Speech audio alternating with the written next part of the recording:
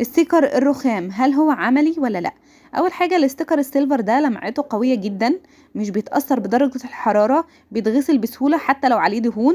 لو انتي حاطاه حوالين البوتاجاز مش بيتاثر بالحراره ولا بالدهون. لو حطيتي عليه اي حاجه مش بتسيب اثر مكانها، وكمان زي ما انتوا شايفين كده برغم تعرضه لدرجه حراره بيتشال بسهوله جدا. اما عيوبه ان هي رسمته بتروح بعد فتره طويله من الاستخدام.